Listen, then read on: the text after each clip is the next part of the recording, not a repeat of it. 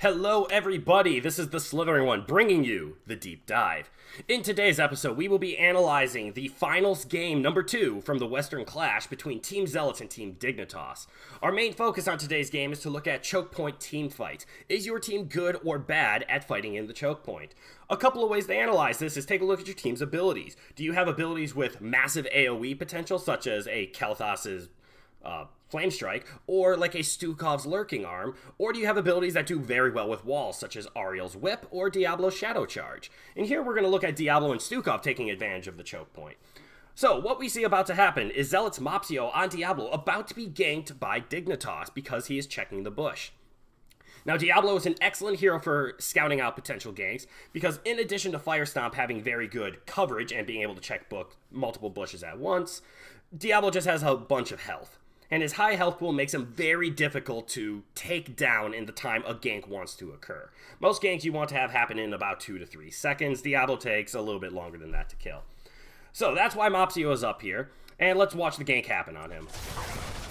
So the gank occurs, and then he shadow charges to the Malfurion. This is both a way of escape, and it's part of Zealot's plan. If we look down here, we can see Zealots already all over this gank. What they're trying to do is trying to get all of Dignitas into this tiny little choke point because that's where they want to win the fight.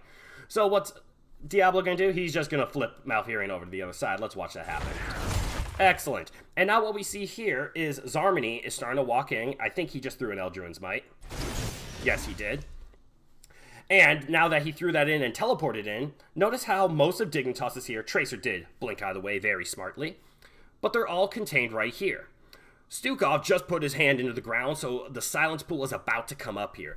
And any of you who have played, you don't like fighting while silenced, and it's very worse when your entire team is silenced and you're in the middle of a team fight. This was Zealot's plan all along. They have the advantage in a choke point. So what they're going to do is drop the silence, body block with their 2 tanks, and then have Greymane jump in on top and hack and slash all the way. Let's watch that happen.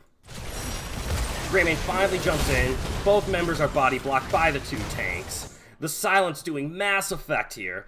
And now, just to do it a little bit more, Diablo, because he went Diabolic Momentum as opposed to Soul Shield, he now has his Overpower up again, and he's going to flip JPL back in. And Poilk's going to make a small mistake of blinking into the silence, and once there, they're going to lose their lives. Or at least Poilk is, and JPL is not. Mopsio is then going to try to walk away. JPL wants to try to tickle one more time for the final kill, but he misses it. And if we take a look at Diablo's health pool, if the number would pop up, he has 94 HP at the end of this fight. That is a miraculously low amount of health. He stayed alive because Abathur kept hatting him, giving him the shield. Abathur did go shield build to give a little more protection, and it was actually Tyrael. Tyrael's giving of Justice for All from his righteousness kept Diablo alive long enough, even though their healer was providing crowd control as opposed to healing. This is a way of seeing that winning a team fight in a choke point is very possible. Excuse me there. This has been the Slithering One with the Deep Dive. Let us throw us back to our host, Mystic, and we will see you in the next one.